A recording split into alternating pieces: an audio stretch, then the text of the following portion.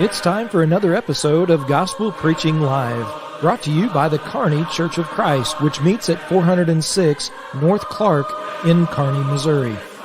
Make plans to come out and visit the brethren, who look forward to seeing you. And now the host of Gospel Preaching Live, Richard Dodson. Welcome to Gospel Preaching Live. My name is Richard Dodson, and I appreciate you joining us. I hope that the words that are taught this evening will be edifying. If you have any comments or questions and you're watching on Facebook or YouTube, please leave that in the comments section as you give me a like if you like the lesson and share it with your friends and help us to take this message all over the world.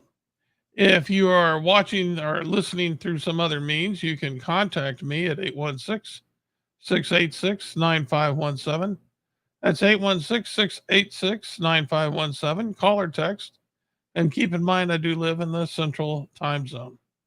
I also have an email address you can look me up at, and that's gospelpreachinglive@gmail.com. That's gospelpreachinglive@gmail.com.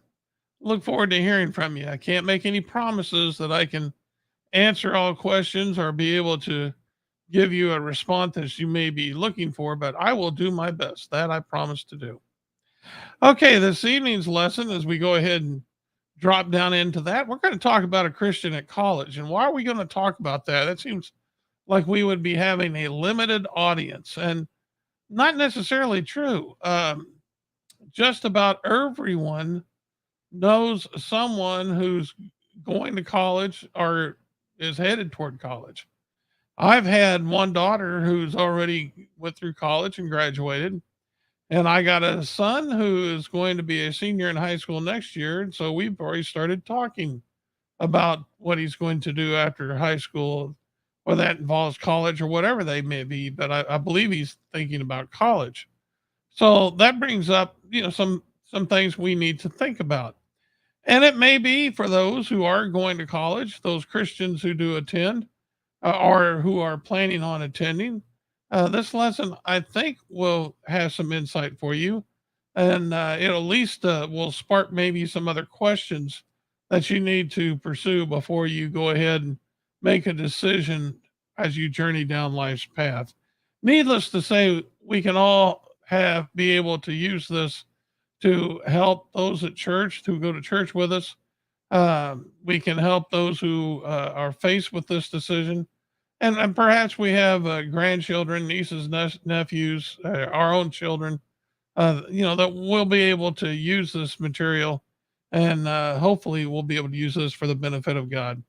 So let's go ahead and look at a couple of verses by way of introduction. And I can't think of a better passage to use as an introduction than Ecclesiastes chapter 12 and verse 1. Solomon said, "Remember also your Creator in the days of your youth, before the evil days come and the days draw near in which you will say, I have no pleasure in them." In other words, you don't have any pleasure in life anymore. Your body aches. There's not much you can do. You can't hear things. You can't see well. Those are things that are just totally foreign to a young person because they have not reached that point in their life and they have no idea. They hear people talking about it and they see old people, but if they're like me, they thought, that's not going to happen to me for a long time. Well, guess what? It happens a lot faster than you might think. And so the instruction is to remember your Creator in the days of your youth. Why is that? Because you're going to be faced with a lot of decisions in your life. And a lot of these things are going to really start off right out of high school. And you need God with you. You need God with you before you get older. And now is the time for you to pursue what God's will is for you in your life. Now is the time for you to be thinking about how best you can serve God. And so you don't want to wait until the end of your life to make these kind of decisions. Now's the time to do that. You need God. You need God. I need God. Everyone needs God. And if you don't have him, then all these things are just going to be a disaster waiting to happen. You need God to lead you. And so that's why you need to remember the Lord in the days of your youth. Now, Timothy was told this by the apostle Paul in 2 Timothy chapter 3 and verse 14 and 15. Notice what he said. As for you, Timothy, continue in what you've learned and have firmly believed, knowing from whom you've learned it, and how from childhood you've been acquainted with the sacred writings, which are able to make you wise for salvation through faith in Christ Jesus. A young Christian who is headed off to college he's got to remember that foundation that his parents have given him, that his parents, maybe his grandparents, maybe both, but there have been people who influenced him and taught him the scriptures. And so that person's already made a decision to be a Christian. They need to remember those teachings as they go from here. They need to remember that, because those teachings are going to be challenged right off the bat.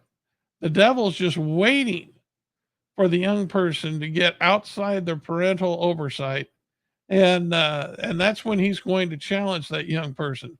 And so that's why you need to remember what you've learned, and hold fast to it. Challenge when your beliefs are challenged. Just answer the challenge. You can question it. Nothing wrong to be questioned. Nothing wrong to question your faith, but give it a good search. Find out what the truth is, because you may be surprised. Your parents may have already gone this path, or your grandparents, or whoever it is that taught you the gospel. Include them as you're being challenged, and let them answer these questions. And I think you'll be able to overcome. And that's what Timothy's being told to do. And what you've learned, continue in them, knowing from whom you've learned it. And it was those sacred writings that they learned how to be wise to salvation. Okay, we're going to look at 5 points. And the first point being no direct parental oversight, because that seems to be a big deal sometimes with many young people. We're going to talk about funding at college, because that is a big deal. And that is something that is totally foreign to most young people. They've never had to think about funding before. We're going to talk about false teaching, which is also something they may never thought of before. We're going to talk about worldly influence, and then loneliness. So we're going to talk about these 5 points. There may be more, but this is just to get the ball rolling. So let's go ahead and talk about no direct parental oversight. A lot of times young people can't wait to get outside their parents' house, because now they feel like they can do whatever they want to do. Well, guess what? Your parents may not be watching, but somebody is, and they're taking notes. In Ecclesiastes 11:9, Solomon said, "Rejoice, O young man, in your youth. Let your heart cheer you in the days of your youth. Walk in the ways of your heart and in the sight of your eyes, but know that for all these things, God will bring you into judgment." And so the point being is you're accountable.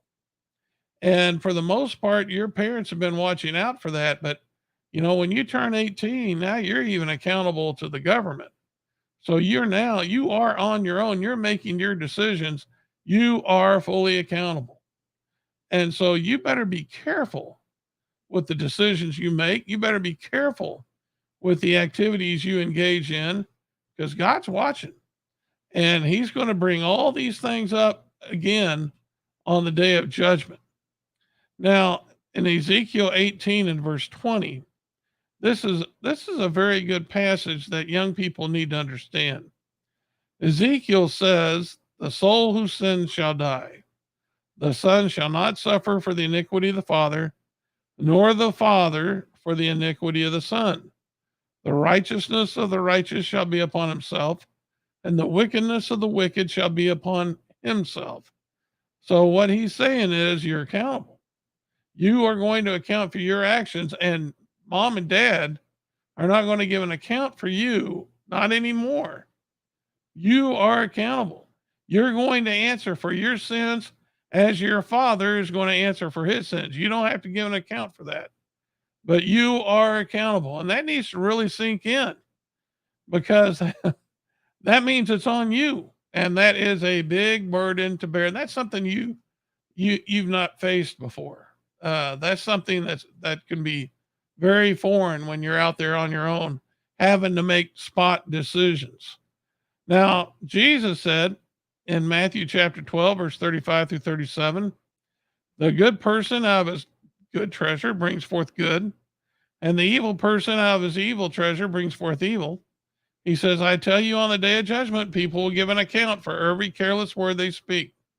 For by your words you will be justified, and by your words you will be condemned. When you're in college, as we're going to talk about, there's going to be a lot of worldly influence. There's going to be those who will tempt you to speak in such a way that you may not want to speak, that you have been taught not to speak, but you may give into temptation. You have to fight that. That's something you're going to have to really stand up to. But again, this passage makes it very clear you're accountable. You're going to give an account for these things. And so just because you're outside your parents' house, that may sound all well said and good, but that doesn't mean you just got out of jail. No. No, you're just no longer, your dad's not watching over you, but God's watching over you. And again, he's going to bring all these things that you do, you're going to give an account of on the day of judgment. All right, let's look at the next one, funding. And I titled this, To Be Smart with the Money. I've told my son and I told my daughter, every time you go into debt, you sell a little bit of yourself to the one whom you're borrowing from. And that's based from Proverbs 22 and verse 7, when it says, the rich rules over the poor, and the borrower is the slave of the lender. You know, you have to pay that debt off. That's the Lord expects that. And so that's going to take time. And it's going to take a sacrifice to pay that debt off. You need to be very careful about how you spend money and what kind of debt you go into, because that can rule over you. Debt can. I know Christians who've gotten so far in debt, they've had to work 2, maybe 3 jobs, and it has caused them to be unfruitful. Just as we see in the parable of the sower, they're not coming to church because they have to work. They have to pay that debt off. You need to be very careful about money. Money is not something to play around with. Money is something that you are to be accountable to. You have to be a steward over. And debt is something it's not a sin to be in debt, but if you get too much of it, again, it can rule over you. Now, colleges are getting really expensive. And just about everyone, if they can't get a full ride scholarship, is probably going to have to borrow money to be able to go to college. You need to think about how much debt you're willing to go into to get that degree from them. Because it might be smart for you to take a year or 2 off before you go to college and actually get a job and work. Stay at home and live with your parents, make work things out with them where you could stay there and you can work, save up money so that you can, help with the payments of college. That's not a bad thing to do. Or when you are at college, have a job where you're working so that you can help pay that debt off. But paying off that debt, you will do. That's something that the Lord expects. Now, sometimes man tries to get away from it, as we're seeing a lot of college kids right now. They're wanting politicians to wipe away their college debt. Psalms 37:21 says, the wicked borrows but does not pay back. The Lord expects Christians to pay off their debt. If you borrow money, you better pay it back. That's what the Lord expects. And remember, you're accountable.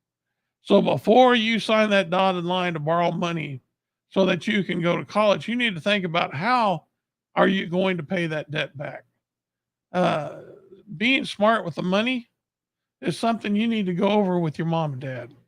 And you may not like that, but that is a very smart thing to do. Jesus talked about this in Luke 14:28 through 30. And he said, which of you desiring to build a tower does not first sit down and count the cost, whether he has enough to complete it? And that's a true saying. We need to count the cost of going to college. And then when we count the cost, when we figure out what it's going to cost, we need to ask ourselves, how are we going to pay for it? How is this going to be paid? How are we going to pay it off in the future? Can I get a job that's going to help me pay this debt off?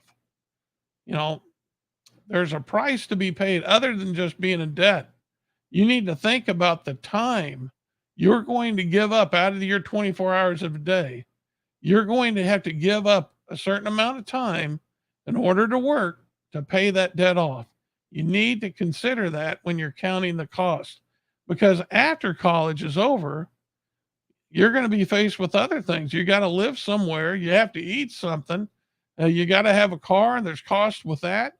I mean, it's not just going to be everything that you make after you graduate college that's going to go toward paying that debt off. You're going to have additional bills to pay. You need to count the cost. Be very smart with the money. Don't let the money rule over you. Debt can do that. Don't let that happen. All right. False teaching is something every Christian needs to be concerned about, but especially young people, because for the most part, in your parents' house, other than maybe in public school, which we're finding out more and more, you've been faced with that. But in college, you're going to face that. We need to understand something. If you are a Christian, you have a responsibility to oppose false teaching. And when that happens at college, it's no different than happening anywhere else. You should challenge your instructors. You always stand for the truth. Ezekiel 33 and verse 7 through 9 makes it very clear that Christians are a watchman. He said this about Ezekiel. He said, I have made a watchman for the house of Israel. And he says, whenever you hear a word from my mouth, you shall give them warning from me. And if I say to the wicked, O wicked one, you shall surely die, and you do not speak to warn the wicked or turn from his way, that wicked person shall die in his iniquity. But his blood I will require at your hand. But if you warn the wicked to turn away from his way, and he does not turn from his way, that person shall die in his iniquity, and you will have delivered your soul. Now, this is reiterated by the Apostle Paul in Acts chapter 20 when he was leaving Ephesus. He says, my hands are free from the blood of all men, because he had not shunned to declare unto them the counsel of God. And so, likewise, we understand Christians are watchmen. You, as a Christian in college, are a watchman. You are first and foremost a defender of God's truth, and you oppose evil when it comes, and it will come from professors. So it's important that you be prepared for that so that you can confront that false teaching. In Philippians chapter 1 and verse 15 through 17, Paul makes this point, as he says from prison, that he was set for the defense of the gospel. Are you set for the defense of the gospel? Now, perhaps you are and you don't know it, or perhaps you just haven't had as much experience with it, but that's where you need to use your Christian parents. And if you don't have that, grandparents, and if you don't have that, there's Christians at church, preferably elders. Use these people. You can use an evangelist, but the best scenario, if you don't have Christian parents or grandparents, is the elders at church. And when you hear false teaching at school, tell the elders what you've heard and let them guide you along that path. That's something that, well, they can help you in defending the truth. You look at this as an opportunity to learn how to better defend the gospel, because that's exactly what that is. And Ephesians chapter 5 and verse 11 says, Paul told those, take no part in Ephesus, take no part in the unfruitful works of darkness, but instead expose them. You know, when I was in college, there was I had a class called Western Civilization, and the professor was an atheist, and everything that he was teaching was from an atheist viewpoint. And so I had to take notes and I went through the whole thing, but I was like, this is just ridiculous. He had, the flood, he talked about how every society had its own version of the flood. And, it wasn't really a worldwide flood. It was just a local sense. Well, I answered his questions, when he gave me a paper, I answered them the way he wanted, but I put a note on this and I told him to turn the page. And on the back of the page, I wrote to the professor and I said, listen, I gave the answers to show you I know the material that you taught, but I don't agree with what you're teaching. I don't think it's true. And I'm going to use the rest of this paper to teach you what the truth is. And I filled out the back of that page telling him what I thought the truth taught. Now, be that way. Do something like that. If you don't have time to confront him to the face, do something like that, but stand up and expose the error. We are watchmen, and we have to do that. 1 Timothy chapter 6 and verse 20, Timothy was said to guard the deposit entrusted to you and avoid irreverent babble and contradictions of what is falsely called knowledge.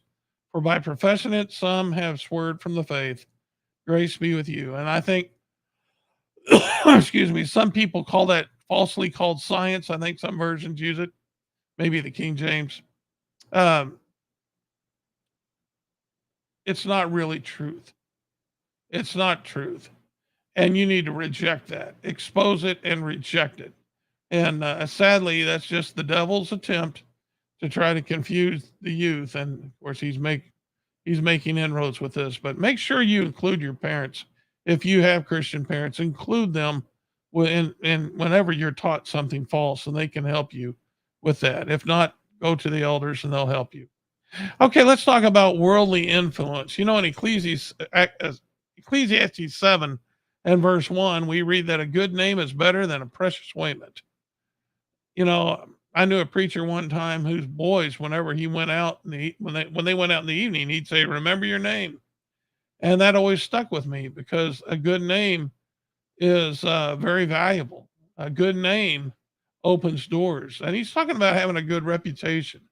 It doesn't take but a second to destroy a good reputation, but if your parents have given you a good name, then you need to treasure that, because remember, one of these days, more than likely, you're going to meet a young lady or a young man, and you're going to want to raise a family, and you're going to want to pass a good name on to them.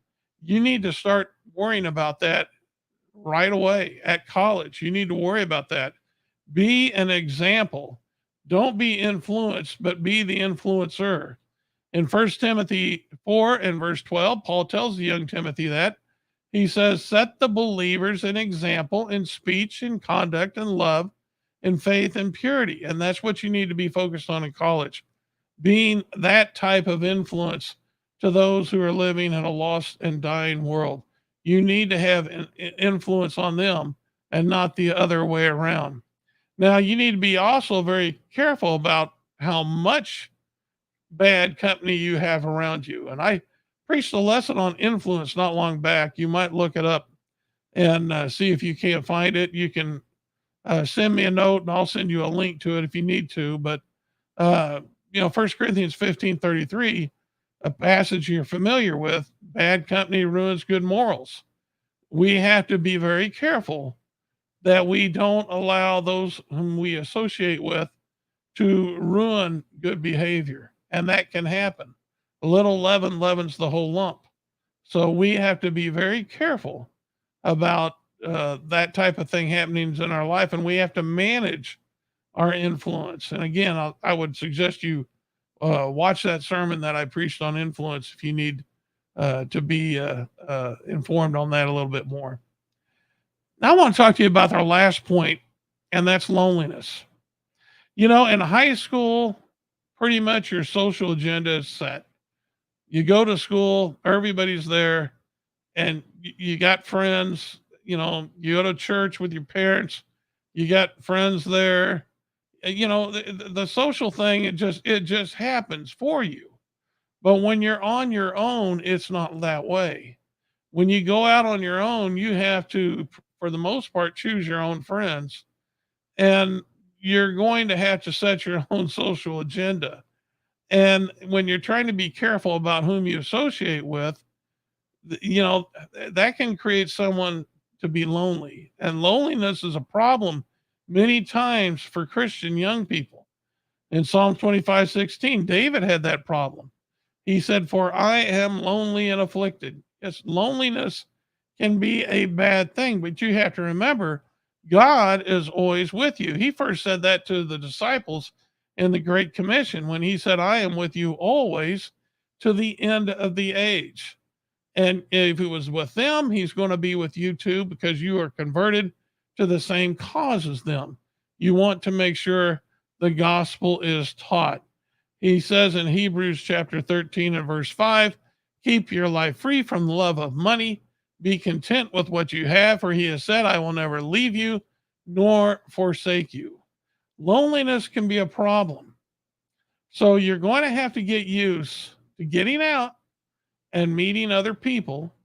You're going to have to get used to building a life for yourself, because if you just want to, you know, if you just want to go into your apartment and lock the door, that's a sad, sad life.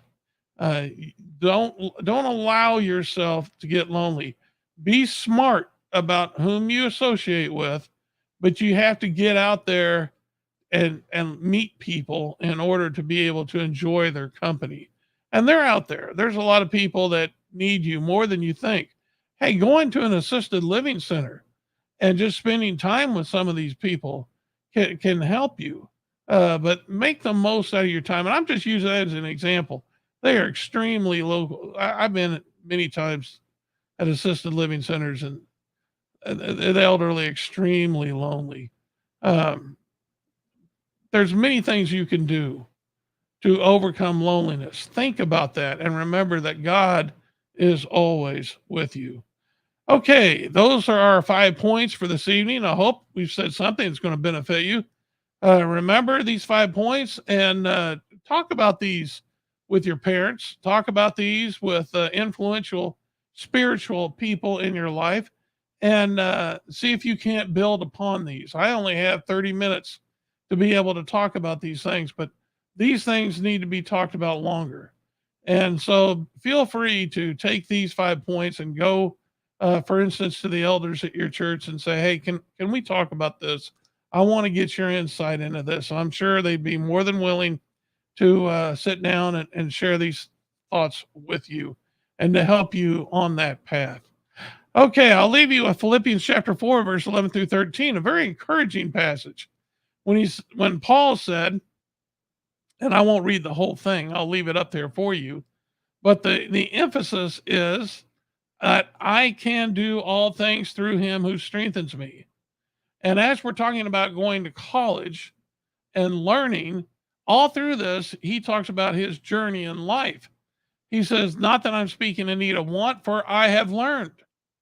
I have learned in whatever situation I am to be content. Who taught him that? God did. And he'll teach you too. He says, I know how to be brought low. I know how to abound. In every circumstance, I have learned the secret of facing plenty and hunger and abundance and need. I guess I did read it all. But the point being is God can teach, and he is the greatest teacher. Keep that in mind and be very careful about whom you choose to learn from, because there's a lot of men out there who are teaching false doctrine and calling it science. And I can't even imagine paying them money to know what they know. So keep those things in mind. Okay. If you're ever in the Kearney, Missouri area, hey, look us up. We'd love to have you. We meet at 406 North Clark every Sunday morning at 9:30, 10:30 for worship. You can learn all about the church, including directions on how to get there, by going to kearneychurch.com. Now, if you like this lesson and you want to hear more, tune in your radio to KPGZ 102.7 FM every Sunday morning at 7 a.m., and you'll hear me preach a lesson just like this one. If you're outside the Kearney area, You can stream it on your mobile device. Berean Spirits is an internet show. It aired this morning on Facebook and YouTube. We air it every Thursday at 10 a.m. Me and some other preachers, we get together and we study a topic. And we try to do it with the same spirit the Bereans did.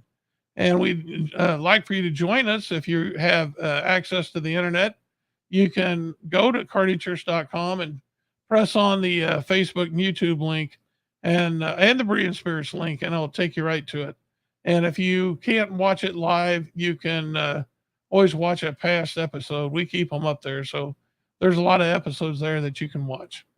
Okay, that's all I have for you this evening. Lord willing, I will come to you again this Sunday at 6 p.m. Until then, remember, this is the day the Lord has made. Let's rejoice in it and be glad.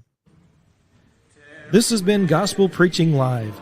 Join us each week as truth is taught, faith is examined, and beliefs are challenged. Be sure and hit the like button so you can be notified of future episodes. And to watch past episodes, go to our website, carneychurch.com. This has been a work of the Kearney Church of Christ.